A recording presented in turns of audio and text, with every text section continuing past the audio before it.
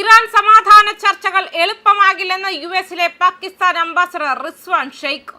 Iran ഒരിക്കലും അമേരിക്കയ്ക്ക് മുന്നിൽ കീഴടങ്ങില്ല. തങ്ങളുടെ വിജയം കാണുന്നതുവരെ പോരാടാൻ ശേഷിയുള്ള രാജ്യമാണ് ഇറാൻ എന്നാണ് നിരീക്ഷകർ വ്യക്തമാക്കുന്നത്. ഫോക്സ് ന്യൂസിന് നൽകിയ അഭിമുഖത്തിൽ യുഎസിലെ Pakistan ambassador Rizwan Saeed Sheikh US Iran സമാധാന ചർച്ചകൾ സുഗമമാക്കുന്നതിനുള്ള ശ്രമങ്ങൾ നടന്നുകൊണ്ടിരിക്കുകയാണെന്ന് പറഞ്ഞു. എന്നാൽ ഈ പ്രക്രിയ സങ്കീർണവും സമയമെടുക്കുന്നതുമാണെന്നാണ് അദ്ദേഹം മുന്നറിയിപ്പ് നൽകിയത്.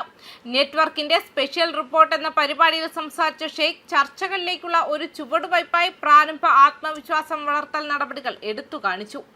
ആരെയാണ് കൃത്യമായി കൈകാര്യം ചെയ്യുന്നത് എന്നതിന്റെ അടിസ്ഥാനത്തിൽ ആദ്യഘട്ടത്തിൽ 8 കപ്പലുകളും ഇപ്പോൾ രണ്ടാമത്തെ ഘട്ടത്തിൽ 20 കപ്പലുകളും അനുവദിച്ചതിൽ പ്രകടമായ ആത്മവിശ്വാസം വളർത്തുന്ന നടപടി പ്രവർത്തനത്തെക്കുറിച്ചുള്ള ഒരു ആശയം മാത്രമല്ല, സിസ്റ്റത്തിൽ ആത്മവിശ്വാസം വളർത്തുന്നതിനായി നടപ്പിലാക്കിയ ആശയത്തിന്റെ തെളിവാണ്.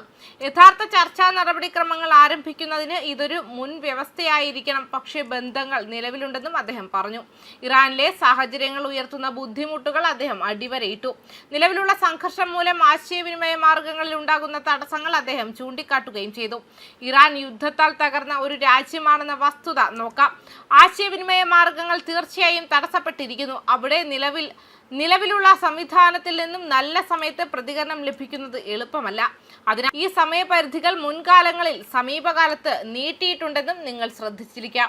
നിലവിലെ സമയപരിധി സംബന്ധിച്ച് ഞങ്ങൾ മതപരമായി പ്രവർത്തിക്കുന്നുവെന്നും അദ്ദേഹം പറഞ്ഞു.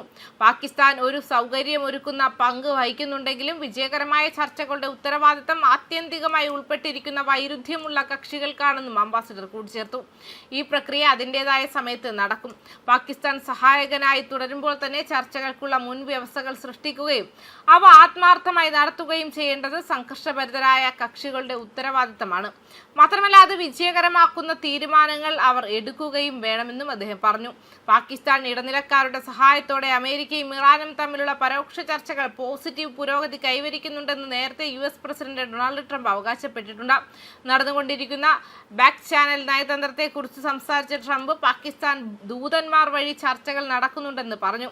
എന്നിരുന്നാലും ഹോർമുസ് കടലിടുക്ക് വീണ്ടും തുറക്കുന്നതിനുള്ള ഒരു വെടിനിർത്തൽ കരാറിൽ വരും ദിവസങ്ങളിൽ എത്തിച്ചേരാനാകുമോ എന്ന് ചോദിച്ചപ്പോൾ പ്രത്യേക വിശദാംശങ്ങൾ നൽകാൻ അദ്ദേഹം വിസമ്മതിച്ചു.